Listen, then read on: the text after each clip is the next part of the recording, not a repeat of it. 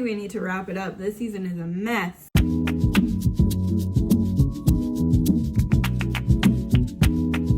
Hey guys. Okay, welcome to another video. I am Kessie Layusa. This is a review of Love is Blind Season 6, Episode 3? Yeah, Episode 3. Amy and Johnny are revealed to each other. They really like each other. Amy says that she wouldn't have dated Johnny in the real world because she likes herself an ethnic man. Ethnic, I guess just anything but white. Or I don't know if she has a certain ethnicity that she likes. But yeah, she doesn't go for white boys, but she'll rock with Johnny for this one. I found it really cute that Amy got her makeup on all over Johnny's jacket, and Johnny was so like playful with it. Imagine that. Remember JP from last season? Laura talks about how she stares at men to pick them up in a bar. Weird. Yeah, Laura, like, she just gives me odd vibes. I don't really like her. So then we hop into the men's lounge and Clay's crying. It's coming off a little performative to me. I think Clay has issues that he needs to figure out in therapy for sure. Clay apologizes to AD, and Clay mentions that he cried, and AD's like, that's so good. I don't know why Clay mentioned that he cried. I don't know if it was really relevant to that conversation. It was almost like, hey, give me brownie points. I'm a man and I cry. Is that the new thing? Men that cry? It's like a new turn on for us? Whatever. AD also mentions that the yelling from Clay triggered things from her past, so I think Clay should be very aware of that and very considerate of that. AD, however, seems very easy to win over. I don't think she's a complete pushover, but I think she can get sweet talked into believing quite literally anything. So then we hop back into the pause with Brittany and Kenneth. They know each other's races, but they ask just to make sure, but they can tell from each other's voices. I don't know if there's any kind of science behind that. I don't know. I have had a lot of people say that I sound white, so maybe there probably isn't, but I don't think I sound white, in my opinion, but to each their own, you know? Brittany says, when it comes to race and stuff, that people are always going to be judgmental, but at the end of the day, she's going to lay her head with this man no matter what. So hopefully she is like that, but there is always that thing that you have to consider, that dating a black man as a white woman, it's not going to be the same as you dating a white man. Like, we can say that race doesn't matter, but it does, and it does change how people look at you, how people see you, etc. So hopefully Brittany is ready, because especially them being in the South, it can be pretty bad. Laura is back in the lounge, and she's getting a little protective over Jeremy. In my brain, I was thinking that Sarah was going to be Jeremy's number one, but it's almost like every single conversation shifts. But Jeremy and Sarah definitely have a very sexual chemistry, I guess. Maybe Laura is a more secure long-term feeling. Jeremy and Laura have a date, and they talk about Christmas and how they both are very connected to their families during Christmas and would like to change that with their kids. Cute. Then Jeremy has a date with Sarah, and she's talking about plastic surgery and her Botox and her fillers in her lips. And I don't know why she was talking about that, because it didn't matter. It was kind of odd to bring up with a man. Also, everyone has kind of a vision of somebody with plastic surgery in their face, even though Botox isn't like the most intense thing, or fillers, but it definitely has an image to it. And Sarah has good work done, but people immediately will imagine you with bad work done, so that might have knocked her down in Jeremy's book. They start talking about politics, and Sarah's pro-life. I'm not even going to touch upon that. Do your thing, girl, but you're not touching my body.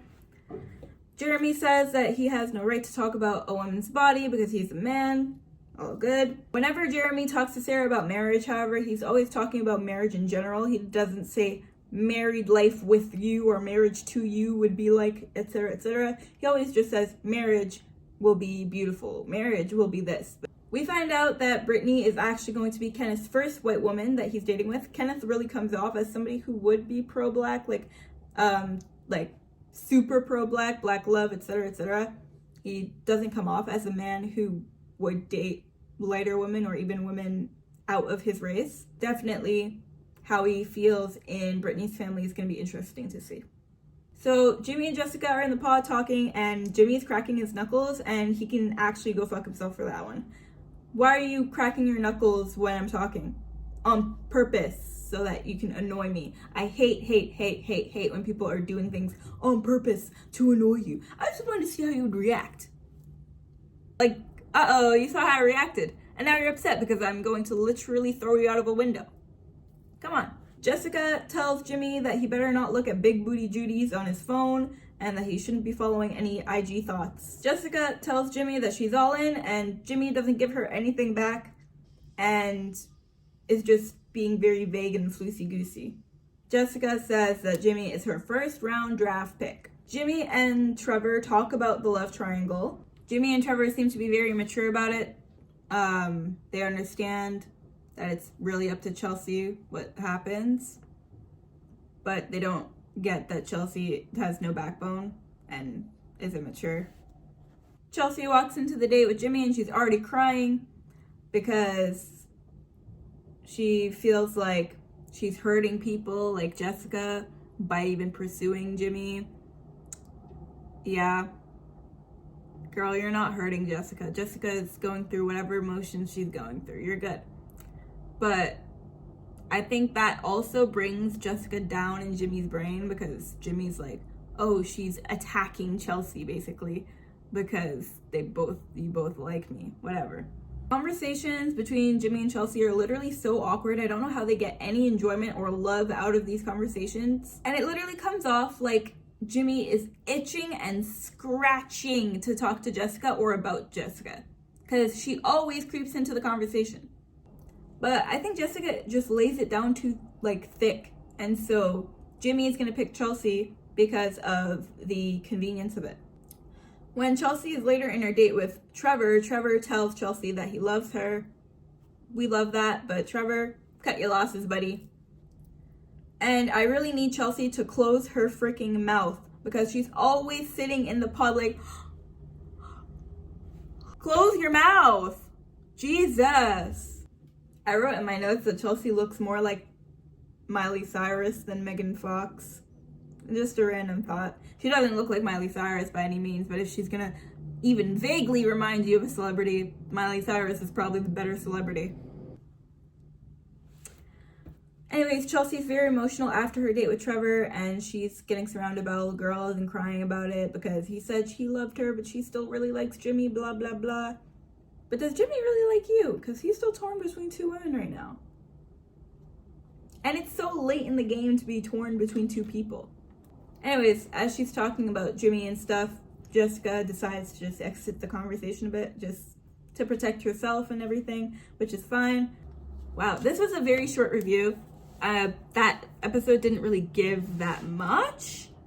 Not gonna lie, it's just furthering the Jimmy and Chelsea narrative. So we're gonna get into episode 4 next time. So thank you so much for watching. Thank you. If you liked the video, please subscribe, hit that bell notification for more, comment what you're thinking about this season so far. I have seen some things and I do know some things, and we're gonna get into it when we get into it. But that does not mean you're gonna spoil episode 6 in the comments, please and thank you, because not everybody has watched episodes 4 through 6. And let's just be respectful of everyone and let everybody enjoy everything at their pace. Thank you so much again for staying with me, rocking with me. Like the video, please. Help me get into that Love is Blind algorithm. I would love to be in this beautiful community. And yeah, hopefully I am one of your new favorite reviewers. Heart. Love you guys. Bye.